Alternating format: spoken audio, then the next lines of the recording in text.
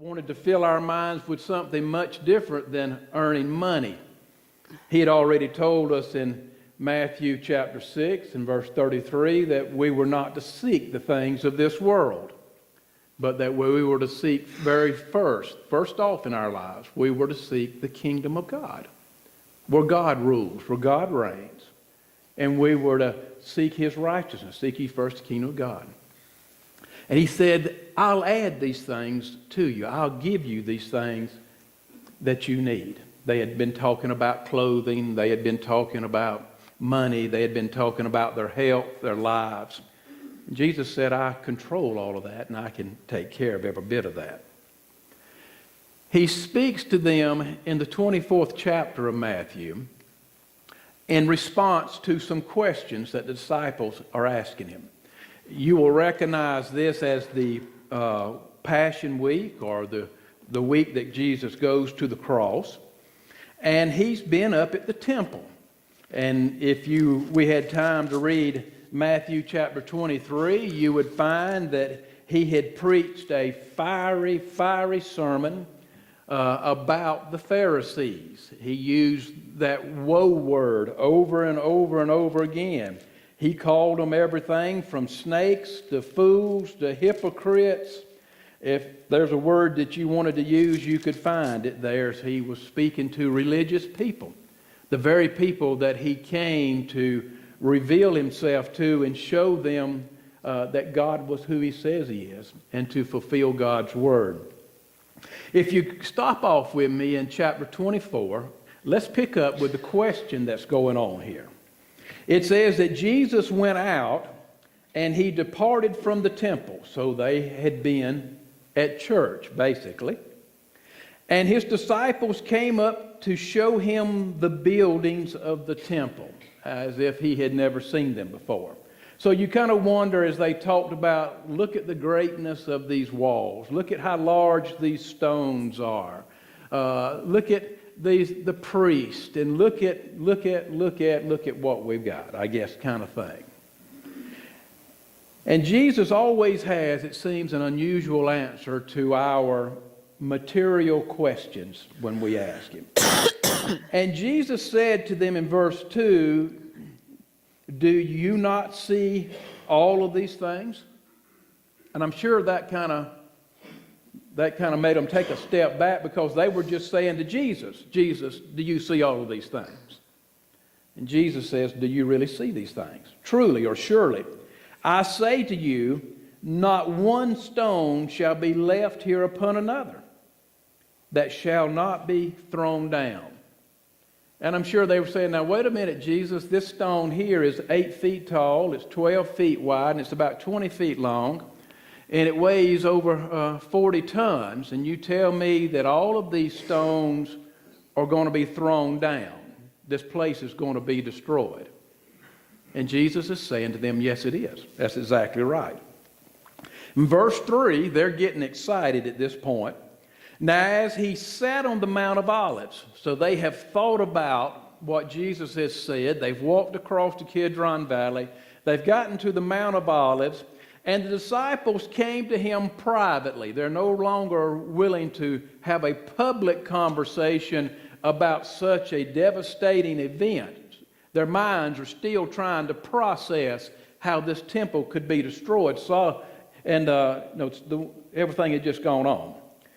He says, and they say, tell us, and they ask Him 3 questions, 1 when question and 2 what questions. Sounds just like your children, doesn't it? When we're going to leave, when we're going to get there, what we're going to eat, what we're going to do, how much longer is this trip?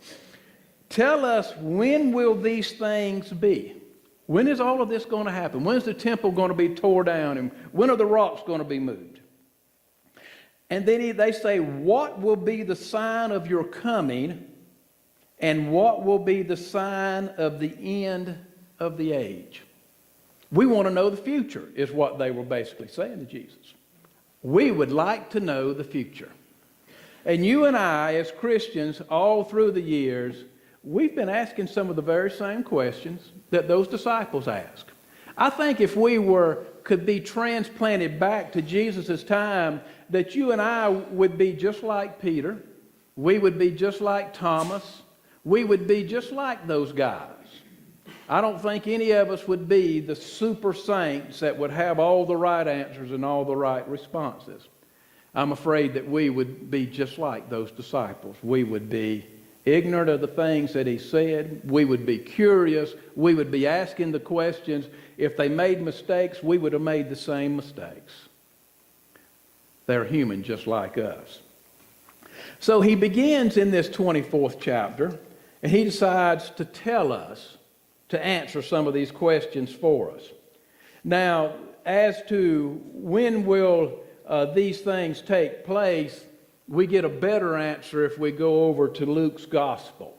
So I'm going to get you to run over to Luke chapter 20 with me for just a moment, because I think we can kind of find there some of what we want to hear. Let me see, is it 20 or 21? Let me get this old Bible to turn its pages, and I'll tell you right quick. Yeah, let's go to chapter 21 and pick up at verse 20. He says these things, talking about what was the question they had just asked. When is this temple going to be destroyed? When are these things going to happen? He says, but when you see Jerusalem surrounded by armies, then know that its desolation is near. It's going to be destroyed. He goes on to say, then let those who are in Judea flee to the mountains. Let those who are in the midst of her depart, and let those who are in the country enter her. For these are the days of vengeance, that all things which are written may be fulfilled. But woe to those who are pregnant and to those who are nursing babes in those days, for there will be great distress in the land and wrath upon this people. And they will fall by the edge of the sword and be led captive into all nations, and Jerusalem will be trampled by Gentiles until the times of the Gentiles are fulfilled. Well, we're still in the time of the Gentiles, my friends. But Jesus said the temple's going to be destroyed, and we know that happened in 70 A.D., that the armies came and they surrounded it, just like Jesus said that they would, and then they took it down and they destroyed that temple, and we have not had a temple since then. So Jesus tells them this is when it's going to happen. This is when the temple is going to be destroyed. And so you and I are sitting in that period of time that Jesus describes as the Gentiles until the next step takes place. When we get up to the Passion Week, it's kind of like God said, now this is going to bring us kind of to a close here of some of these events. And when we get to the resurrection and the ascension, and then we're waiting on Pentecost, it seems that he kind of just put a stop right there.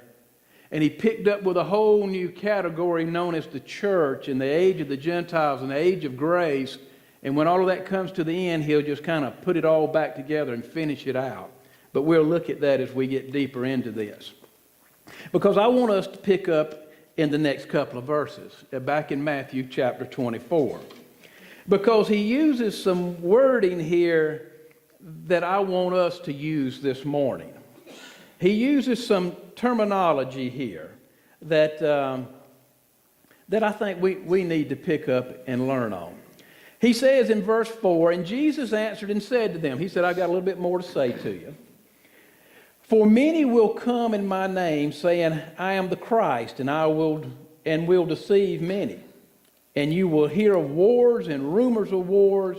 See that you are not troubled, for all of these things must come to pass, but the end, he says, is not yet. And then he's going to list some things that I'll read some of that to you kind of as we go along through it all. And then he uses the term birth pangs. He says that these end times are going to be like a woman in labor. And that there's going to be great pain that's going to come on this earth before this day of the Lord actually comes to its full fruition, I think I should say. He says there's going to be a lot of pain and a lot of suffering. Now, it sounds like a terrible time. And as I read chapter 24 and 25, I agree with them. It is a very terrible time. Now, the Bible is going to call this period of time tribulation. Tribulation. That's not a word we throw out a lot this day and time. We talk about wars and hurts and pains and suffering. But he uses the word tribulation here. And he says that it's going to bring about a time of great trouble. Now, I need you to go with me over to 1 Thessalonians, and let's read part of chapter 4, and we'll read part of chapter 5, and let's kind of get the order in which God gives this. Paul is speaking to the church at Thessalonica, and he's talking to them about these very things, about these end times, and it's interesting how he lays all of this out for us. Undoubtedly, they were concerned about the coming to the end of the world. People are today. And he says in chapter 4 of 1 Thessalonians, let's just start with verse 13, I believe, would be a good spot. And he says to them, "But I do not want you to be ignorant, brethren, concerning those who have fallen asleep," speaking of people who had died, "lest you sorrow." And sorrow is one of those major words throughout the Bible. We can kind of sum up life in 3 words. We have sorrow, we have sin, and we have death. And we see it all around us. But sorrow is one of those words that we have Old Testament, New Testament, and it speaks about the troubles in this old world that sin has brought upon us. He says it's others who have no hope. We have hope, so we don't have to sorrow as much. He says in verse 14, "For if we believe that Jesus died," I believe that, "and he rose again," I believe that, "even so God will bring with him those who sleep in Jesus." I really like that part. For I have a mother and father that have already gone on. And this passage gives me comfort by telling me that God's going to bring them with him one day. Verse 15, "For this we say to you by the word of the Lord, that we who are alive," that's you and I here, "and remain until the coming of the Lord will by no means precede those who are asleep." So those in the grave get to jump up first.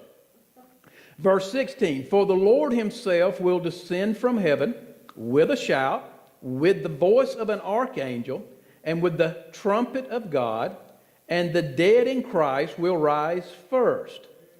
Then we who are alive," that's you and I, "and remain shall be caught up together with them in the clouds to meet the Lord in the air. And thus we shall always be with the Lord. Therefore comfort one another with these words," he says.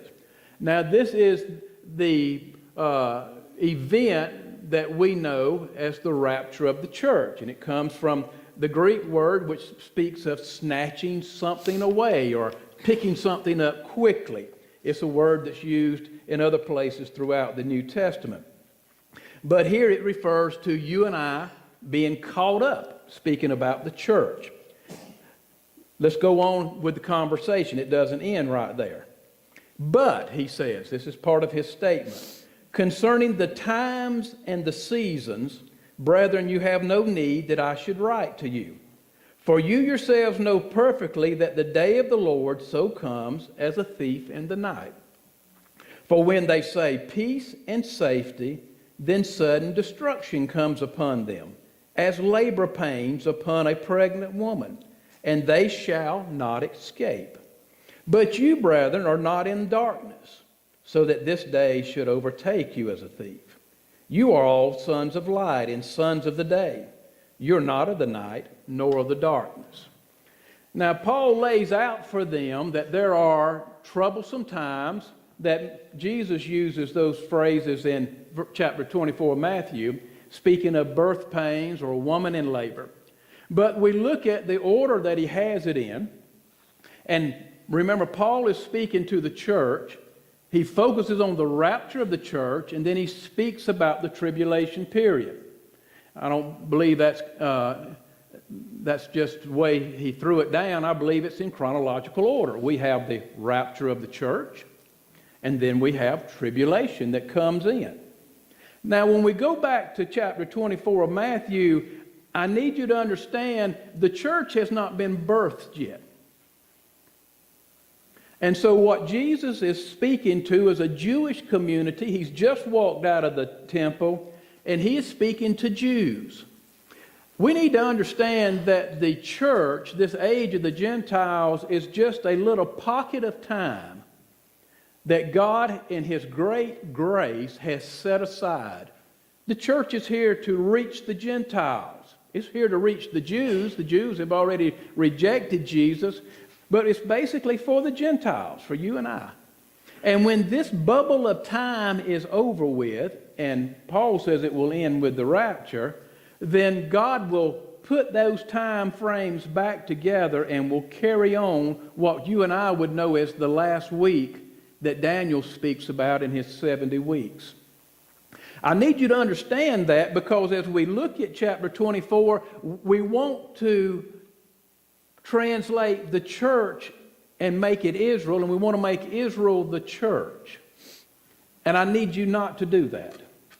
I need you to just let the Scripture speak to the audience it was speaking to, and let him speak what he had to say, and not try to make the church Israel. There is a group of people who say that the church is the new Israel, and that Israel is no more, and it's all about the church. Well, that's not quite right. The Jews have always been God's people. They always will be God's people. He's always had a plan for them, and he's going to fulfill that plan. He is just in his great graciousness given this world a time of reprieve known as the church age, which he operates not by the law, but he operates by grace. So if we look at chapter 24 and we talk about birth pains, we talk about tribulation upon this earth, I need you to understand that this is a Jewish audience, and he's speaking about the Jewish people here. This is what's going to happen during the tribulational period. So let's pick back up with this, if you would. He speaks here in these first about 8 verses of chapter 24, 8 to 14 verses. He begins speaking about the beginning of birth pains. If you'll look in chapter verse 8, some of your Bibles will have all of these are the beginning of sorrows. Some of you will maybe have, it was the beginning of birth pains. That's the word that the Greeks have put in there.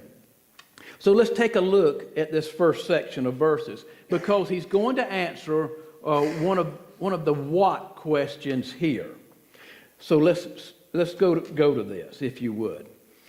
If you'll look at verses 4 and 5, he's going to talk to us, first of all, about what's going to happen during the tribulation, and he says it's going to be a time of deception. Let's read verses 4 and 5 again. And he says, "And Jesus answered and said to them, Take heed that no one deceives you. For many will come in my name, saying, I am the Christ, and will deceive many."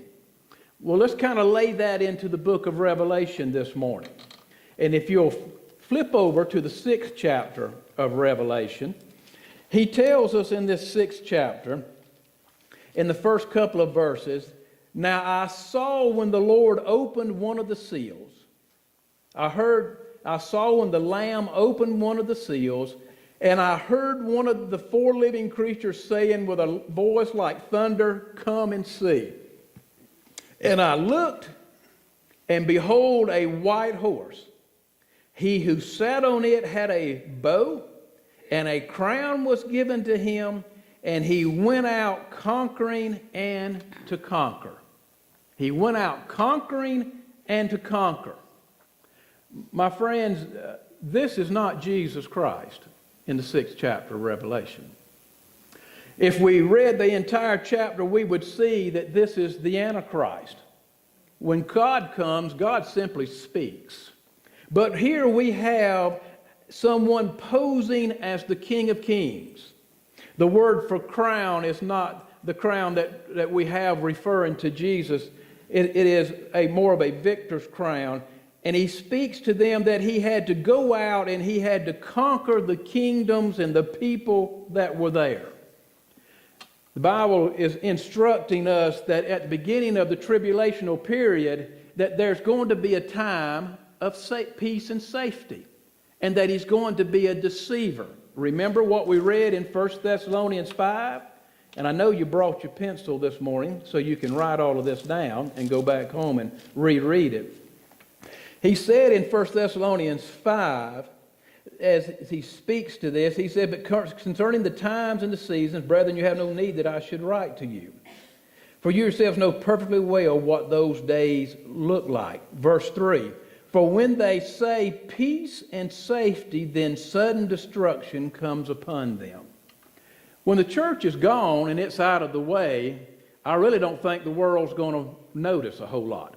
I know we would like for it to cause total chaos in the world, but the Bible says that after we are gone, the church is out of the way, that there's going to come one and his message is going to be, we're safe now.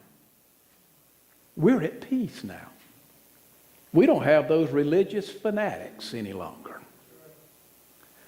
We can have genuine utopia. We can have world peace. And if we follow through the book of the Revelation, we'll find that world leader comes on the scene, and for 3.5 years, you know what he does? He brings peace. And everybody says, this is wonderful. And when he says you need a mark on your forehead or your hand, they'll raise their hands and say, I'll be the first one. And the Jewish people will say, this is the greatest guy that's ever come. He's going to make peace with Israel, and he's going to tell them that he's their Savior, and he's come to rescue them, and they're going to fall right in line with everybody else and say, yes, yes, yes, yes, and he's going to be lying to them the entire time. He's got to be a politician to be able to do this. But Jesus said that that's going to be the beginning of the tribulational period. It's going to be the deception, the deceiver who's going to come and tell everybody that it's all right. I've got this under control. I've got this settled. And he's going to usher in the nations, and the people will follow right along with him. He's going to ride with his white horse and his crown on his head, and everybody in the world is going to say, this is the greatest guy I've ever met in my life. And they're going to be ready to bow at his feet. Jesus, then he gives us the deception in verses 4 and 5. But he says following that deception is going to be destruction. Look in verse 6 with me. He says here, and you will hear of wars and rumors of wars, but see that you are not troubled, for all of these things must come to pass, but the end is not yet. Well, there's going to be, we've heard of wars and we've seen wars all of our lives. We look back through history, and we've been fighting since the Garden of Eden, folks. Adam and Eve fought with God. They stuck their little bony finger in God's face and said, I'll eat anything I want to eat. And they went and got the fruit and they ate it. And we've been battling one another ever since then. Cain and Abel couldn't live in the same household, couldn't worship at the same church. You know, it was sad. In those days, they just didn't make two churches. They just killed the other half, you know. I hope that doesn't catch on in the Baptist churches. If you don't like who you're sitting around, you just knock them off and take their seat away from them. But we've been fighting since the beginning of time. And there's been wars and rumors of wars ever since then. We hear of rumors of wars all the time. Turn on your computer, turn on your television, pick up the newspaper, and there's some country wanting to send a missile into another country. North Korea wants to shoot one so bad right now they can't stand it. There's always the rumors of wars. This is part of the conflict. But it doesn't mean that the end has come Jesus says so. But he goes to verse 7. And in verse 7, we've got the deception, we've got destruction, we've got desolation in verse 7. For nation will rise against nation, and kingdom will rise against kingdom, and there will be famines, there will be pestilence, there will be earthquakes in various places. Now it seems like earthquakes always cause hard times, famines. There's pestilence that always comes along when things get destroyed. Rats carry all kinds of diseases. We nearly wiped out a fourth of our planet one time with disease with just rats alone. But I want you to turn back with me to Revelation chapter 6. And I want us to look at that passage just one more time. If you go down to verse number 5 of Revelation 6, he says these words. When he opened the third seal, I heard the third living creature say, "Come and see." So I looked, and behold, a black horse. And he who sat on it had a pair of scales in his hand. And I heard a voice in the midst of the four living creatures saying, "A quart of wheat for a denarius, a penny, a day's wage, and 3 quarts of barley for a denarius, and do not harm the oil and the wine." Jesus has already told them over here in verse 7 that this in Revelation 6 is going to happen. So as the peace and everything's all right, as people are believing that things are going to go terribly south, and whatever it takes, whatever you get paid in a day, it's going to take that just to buy a loaf of bread. What do you make in a day? You make $10 an hour, then a loaf of bread would be $80. You make $20 an hour, then a loaf of bread would be $160. Can you afford bread at that price? I don't like buying it at $3 a loaf or $2 a loaf, but I have to. But could you imagine to work all day long and all you could provide for your children and your family was one loaf of bread? That would be all there was to it. And I bet they would shorten them loaves. They wouldn't be the giant sunbeam loaves. They'd wind up being those little short things about like that. But think about working all day long simply to get off work in the afternoon and go somewhere and try to buy a piece of bread. And that's all you could buy. And you go home, take it to your family. When I read this, I thought about the old Disney Christmas cartoon where you got them sitting around the table and they're slicing the bread so thin, you can pick it up. They see through the slice of bread, but that's all they had. They were that poor. I think about this world, not just America, not just a third world country, but the entire world being in such straits that we work all day long for a piece of bread.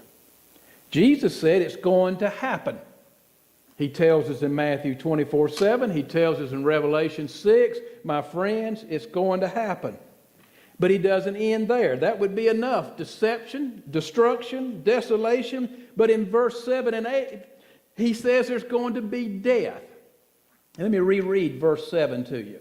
For nation will rise against nation, and kingdom against kingdom, and there will be famines, pestilence, and earthquakes in various places. All of these are just the beginning of sorrows, or just the beginning of death pains, or birth pains, he says. My friends, there's going to be a lot of people dying. And if we read through the judgments in Revelation, we see that when a large portion of the world is destroyed, whether it be by fire or whether it be by pestilence or what it might be by. Jesus then says to us in verse 9, then they will deliver you up to tribulation. If it's not bad enough that they've starved you to death and you're dying from disease, then they will deliver you up to tribulation and they will kill you. And you will be hated by all nations for my name's sake. Now this is important in verse 9 as he is speaking to a group of people. Now go back and look at the wording with me one more time. He says, they will deliver you. Who is he talking to? He's talking to Jewish people. Up to tribulation and kill you. And you will be hated by all nations for my name's sake. Jesus is telling us there's going to be a lot of folks that's going to die in the tribulation. Martyrs. Matter of fact, the book of the Revelation speaks about those martyrs. But the piece that catches my attention here is that he says that you will be hated by all nations for my name's sake. The Jews are not going to give up on the truth that they're God's chosen people. And it seems that is there a nation left in the world that has not tried to do away with the Jews already? I mean, Germany didn't like them. That's the most recent that we have. But when they fled to England, I mean, they weren't a great welcoming party there either. And it seems that they've been scattered all over this world. And right now, many are trying to get back to Israel, back to the homeland. They're wanting to go home. But he says that every nation in the world are going to rise up and they're going to hate you. Now, I'm sure this was not a welcome message to them. But understand that he says that this is just the beginning. That the full-blown effects have not occurred yet. He's going to get to that later on in the chapter. But let's take it in order because Jesus is speaking here. So he says that these events that we've just read about and talked about and seen over in Revelation and in 1 Thessalonians, he says this is just the beginning of it. This is tribulation, he says to them. This is sorrow. This is hard times. Now go with me to verse 10 through 13. If we have the beginning of birth pains, then Jesus says we also have the beginning of betrayal. And he says in verse 10, and when then many will be offended, and will betray one another and will hate one another. Sounds like a good old family rival, doesn't it? Can't get them all together at the Thanksgiving table because they can't sit down together. Then many false prophets will rise up and deceive many.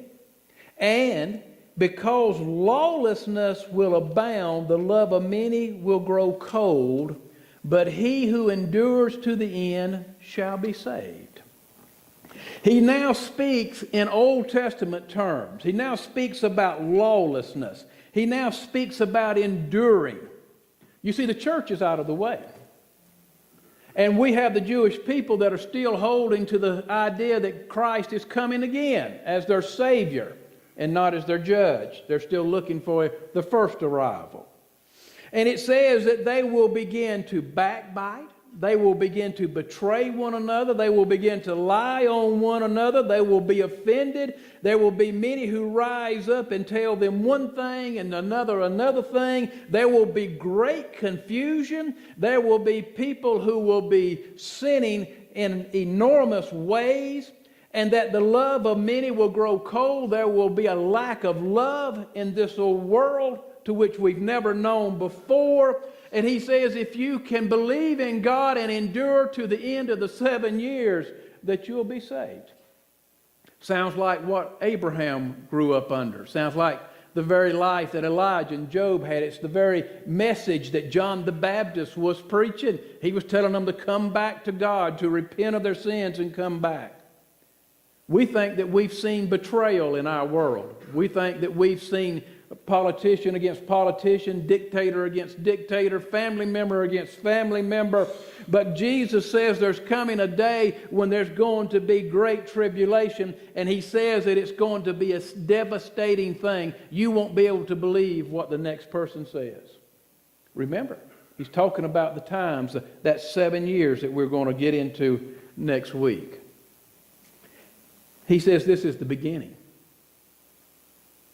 This is not the fullness of this suffering, of this sorrow. He says it's just the beginning. Remember, we're at the beginning of the tribulational period here. And the prophets are saying, oh, everything's great. Peace, safety, everybody's good. And this is what's going on. People are betraying one another. People are dying. People are sick. People are working all day for a loaf of bread. He says these are the good days of the tribulation. This is not the end. This is just the very beginning. These are hard times, he says. I can see why these disciples were so silent. But he gives us a ray of hope, and it's found in verse 14. I'm so thankful that Jesus does not take us to the darkest reaches of the wickedness of this world and leave us there, but that he brings us back. You and I have probably been to some dark places in this old world. We've committed some sins that we want nobody to know about. Things that we've locked way back in the backs of our minds. But it was Jesus that went and rescued us there, because we couldn't rescue ourselves. Look at verse 14. He says, and this gospel of the kingdom will be preached in all the world as a witness to all the nations, and then the end will come. If you would, let's go back to Revelation for just a moment. And let's go to right past chapter 6. Let's go to chapter 7. God has not leaving the Jewish people. He has not hung them out to dry. But God loves them with all of his heart, just like he loves you and me this morning. God loves us so much that he made the way of salvation for you and I because we could not do it ourselves. And just because the church and the Holy Spirit has been removed from this old world during tribulation doesn't mean that God is not still on the scene. And God is still seeking to reach his people. We get to chapter 7, and verse 1 says, and after these things I saw 4 angels standing at the 4 corners of the earth, holding the 4 winds of the earth, that the wind should not blow on the earth, on the sea, or on any tree. And then I saw another angel descending from the east, having the seal of the living God, and he cried with a loud voice to the 4 angels to whom it was granted to harm the earth and the sea. God is holding them at bay at this point, saying, do not harm the earth, the sea, or the trees, until we have sealed the servants of our God on their foreheads. And I have heard the number of those who were sealed, 144,000 of all the tribes of the children of Israel were sealed. God's going to raise up in the midst of this tribulation period. He's going to reach into his people, the Jewish people, the Hebrews, and he's going to send forth a clarion call that he is still God. And 144,000 are going to rise up. And they're going to take the message that the Antichrist is the devil and that God is still our Father, and they're going to march around this world and they're going to preach that good news that God is still on his throne. And this is the tribulation, folks.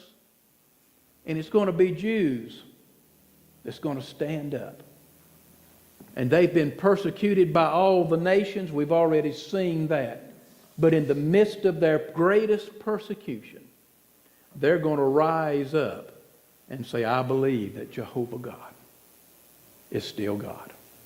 And I believe that he still loves his people. And I believe that he cares for us. And they're going to preach it even if it cost them their very life. Jesus said that this was just the beginning of tribulation, of sorrow, of hard times. The beginning of birth pains, and that there would be a birth. There would come about a great tribulational period. I give you this because we're looking at foundations. We've looked at everything from the Scriptures to who God is to Jesus Christ. But my friends, latter times are a big part of our lives today. And we're going to follow this 24th chapter on through, because I think I gave you on your outline scene 1, 2, and 3. Well, we're just in scene 1. We still have 2 more scenes to go. And you're wanting to go eat lunch, so I'm not going to hold you any longer. And so I guess I should not be at home as much as I am. I have 3 sermons that I was going to roll into one, it sounds like. But if you'll come back next week, we'll pick back up at this 14th verse of Matthew chapter 24. And we'll listen as Jesus answers 2 more questions for these disciples. And we'll see what he has to say about the tribulational period. And we'll see what he has to say. My friends, we need to be supportive of Israel. God has always had a plan for them. I'm just glad he adopted us Gentiles in. But God's going to fulfill his master plan through Israel. They have never been able to be done away with because God will not allow it to be. But they're going to go through some hardships. But as the book of James teaches us, it's in suffering that we learn. And through this suffering of this beginning of birth pains, the nation of Israel is going to stand up. And they're going to preach to the world that Jehovah God is our Heavenly Father. He's your Father this morning, if you know Jesus Christ as your Savior. And he loves you. Oh, he loves you with all of his heart. And whatever sorrow you're facing right now, he wants to walk with you through it. And whatever sin you have in your life, he wants to work with you in getting it out. Our Heavenly Father loves you with all of his heart this morning. And if there's something in your life that you're still holding on to it, maybe you've been holding on to it for 20 or 30 years, and you need to just give it up this morning. When we have sorrow over sin, it means that we are broken because of it, and that we hate it as much as God hates it. Do you hate that sin this morning? Do you hate it enough to tell God, I've been holding on to this and I need to let it go this morning? Unforgiveness, bitterness, jealousy, pride, whatever it might be. You've been holding on to it. And our Heavenly Father says, I love you too much to let you continue to live with that sin. And I want to help you unload it. I want to take the burden from you. Jesus has already paid the price for it on Calvary. He says, would you give it to me this morning? I'm going to ask Sharon.